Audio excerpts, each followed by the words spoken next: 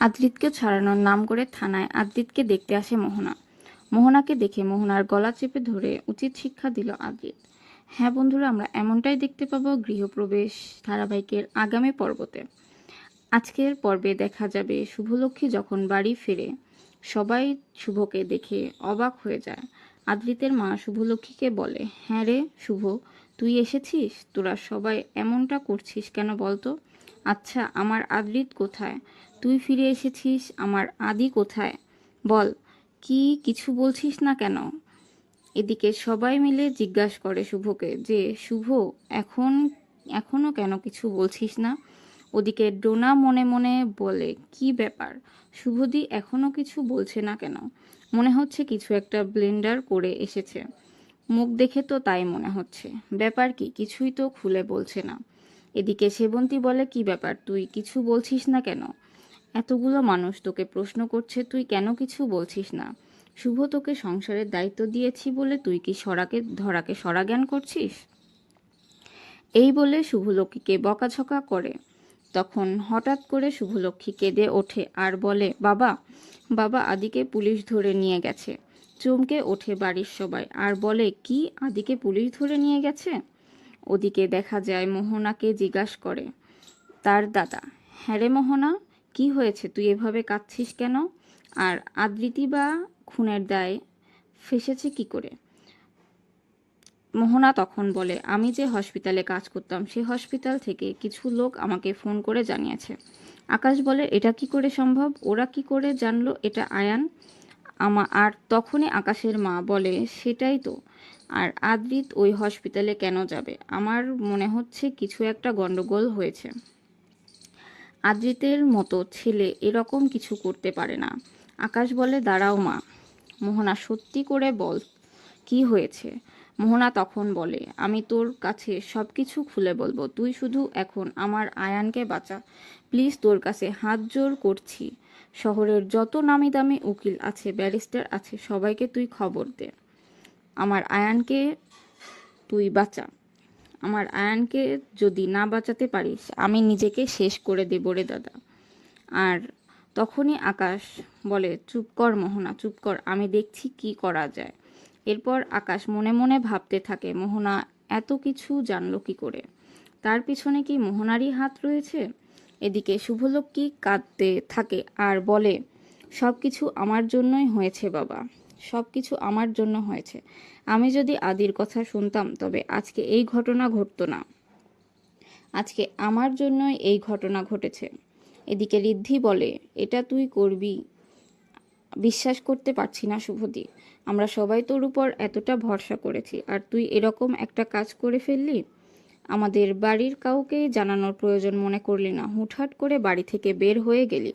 খুনের দায়, সে কি খুব কম বড় কথা? এবার কি করে আমরা দাদাভাইকে ছাড়িয়ে আনবো? সৌমিত বলে, সত্যি শুভদি, তোমার কাছে এটা আশা করিনি।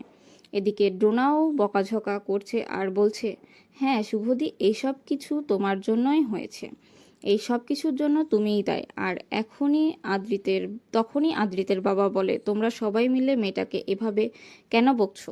প্লিজ, তোমরা মেয়েটাকে এভাবে কেউ বকবে না। ওর মনের অবস্থাটা তোমরা বোঝার চেষ্টা করো। তোমরা সবাই থামো। এদিকে সেবন্তী তিনি বলে, এটা তুই করলি কি করে শুভ? কি করে করলি? আমার ছেলেটাকে বেঁচে ফিরে এসেছে আর আমার ছেলেটাকে তোর হাতে তুলে দিয়েছি। আজকে আমার ছেলেটা এত বড় বিপদ। কত কষ্টে জানি আমার ছেলেটা আছে, কি করছে, কেন এরকমটা করলি বল শুভ? আমি তো তোর হাতে আমার আদিকে তুলে দিয়েছিলাম। এই রূপক, বলো না ওকে, কেন এরকমটা করলো? তুমি আমাকে বলো। তুমি বলছো না কেন? শুভর কোনো দোষ নেই, ওর জন্যই তো সব কিছু হয়েছে। এখন তুমি বলছো শুভর কোনো দোষ নেই, সব কিছু শুভর জন্যই হয়েছে। কেন শুভ আবার সব কিছু করতে গেল? না, এটা হতে পারে না, আমার ছেলেকে আমায় আনতেই হবে। তোমরা তখন থেকে আমার কথা বিশ্বাস করলে না।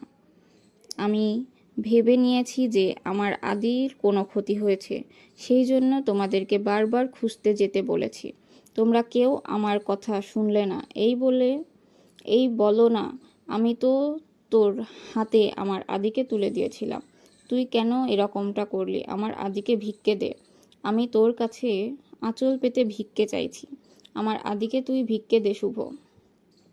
এদিকে ডোনা বলে, সত্যি শুভদি, তুমি যে এরকম কাজ কিভাবে করতে পারো? সব কিছু তোমার দোষ। আর তোমাদেরও বলিহারি, আগে থেকে শুভদিকে টাইট দেওনি, সেই জন্যই আজকে শুভদি ধরাকে সরাজ্ঞান করছে না, যখন যা ইচ্ছা করছে। ঋদ্ধি বলে, চুপ করো। ডোনা বলে, চুপ করব কেন? হ্যাঁ, যা সত্যি তাই বলছি। আর তখন মেচকাম্মা বলে, এমনিতেই বাড়িতে এত ঝামেলা, এখন আবার থানা পুলিশ, সত্যি এসব আর মানা যাচ্ছে না। সবাই মিলে তো শুভকে দোষারোপ করছে। এদিকে শুভ বলে, না না, আমার আদির কিচ্ছু হতে পারে না। এই বলে শুভলক্ষ্মী জ্ঞান হারিয়ে ফেলে। এরপর সবাই মিলে ধরে শুভকে ঘরে নিয়ে যায়, ঘুম পাড়িয়ে দেয়। হঠাৎ করে শুভলক্ষ্মী কলিং বেলের আওয়াজ পেয়ে দরজা খোলে, আর খুলেই দেখতে পায় আদি চলে এসেছে। আদিকে দেখে তো ভীষণ খুশি শুভলক্ষ্মী, আর বলে, আদি তুমি ফিরে এসেছো? আমি জানতাম তো তুমি ফিরে আসবে। আর তখনই আদি বলে, আমি একজন নির্দোষ মানুষ, আমাকে অফিসার আটকে রাখবে এরকম কিছু হয় নাকি? কিছুই হতে পারে না, কিছুতেই হতে পারে না। সেই জন্যই তো আমি ফিরে এসেছি। শুভলক্ষ্মী বলে, জানো তো, তোমাকে দেখলে বাড়ির সবাই অনেক খুশি হবে। তুমি এখানে বসো, আমি সবাইকে ডেকে আনছি। এই বলে সবাইকে ডাকছে। হঠাৎ করে দেখতে পায় আদ্রিত কোথাও নেই। শুভলক্ষ্মী পাগলের মতো করতে থাকে আর বলে, আদি তুমি কোথায়? তখন কোথায় চলে গেলে, কোথায় চলে গেলে এই বলে ঘুম থেকে চিৎকার করে আদি বলে ডেকে ওঠে শুভলক্ষ্মী।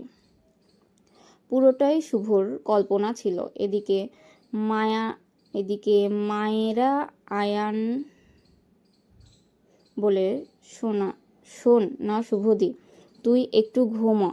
দেখ, দাদাভাই আসেনি, স্বপ্ন দেখেছিস, তোকে ডক্টর দেখে গেছে, ঘুমের ওষুধ দিয়েছে। আর তুই এত চিন্তা করিস না, তোর কোথাও যেতে হবে না। দাদাভাইকে ছাড়ানোর জন্য বাবা কাকারা সবাই মিলে গেছে, তুই কেন চিন্তা করছিস বলতো? আর তখনই শুভলক্ষ্মী বলে, কোথায় যাবে আমার আদি কোথায় যাবে? আমার আদি এসেছিল তো, বিশ্বাস কর, আমি জানি তো আমার আদি নিচে বসে আছে। শিরিন বলে, না না, তুই কেন এরকমটা বলছিস? এরকম কিছুই হতে পারে না। আরে তুই তো ঘুমের ওষুধ খেয়েছিলি, সেই জন্যই তো তুই ঘুমিয়ে গেছিলি, এই জন্যই তুই স্বপ্নও দেখেছিস।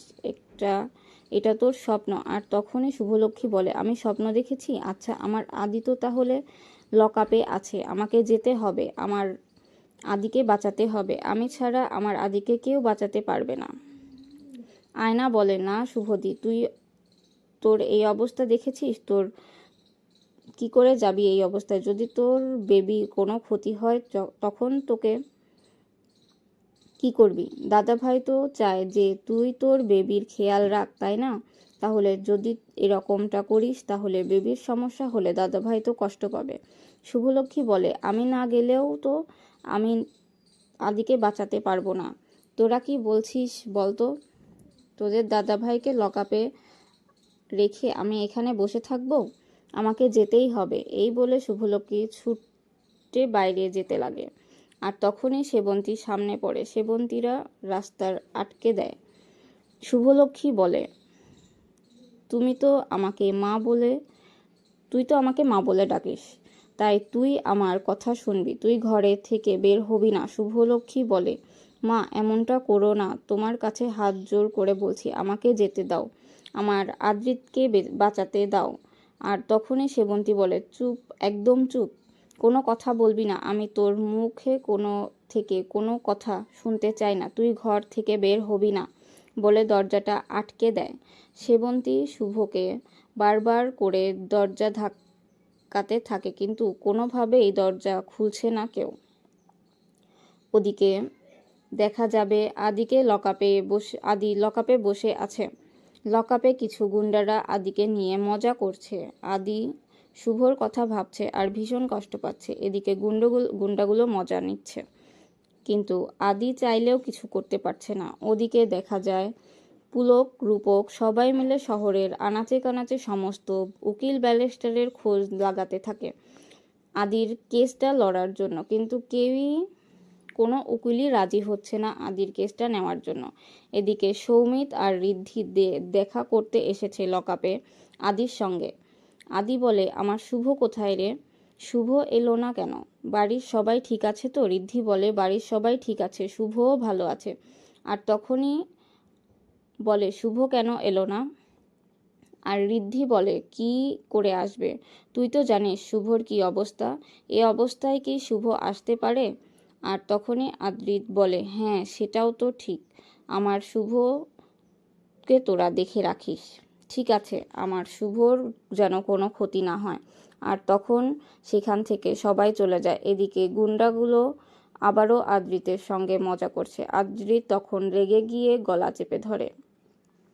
অন্যদিকে দেখা যায় আকাশ শহরের সমস্ত উকিল ব্যারিস্টারদের বলেছে কেসটা যেন কেউ কোনোভাবেই না নেয়, তার জন্য ব্যবস্থা করো। ওদিকে আদ্রিত থানায় ঝগড়া করছে কেউ যখন, আর তখনই সেখানে মোহনা পৌঁছে যায়। মোহনাকে দেখে চমকে ওঠে, প্রচণ্ড রেগে যায় আদ্রিত। এদিকে শুভকে বলে, না আমাকে ঘরে বসে থাকলে চলবে না, আমাকে আমার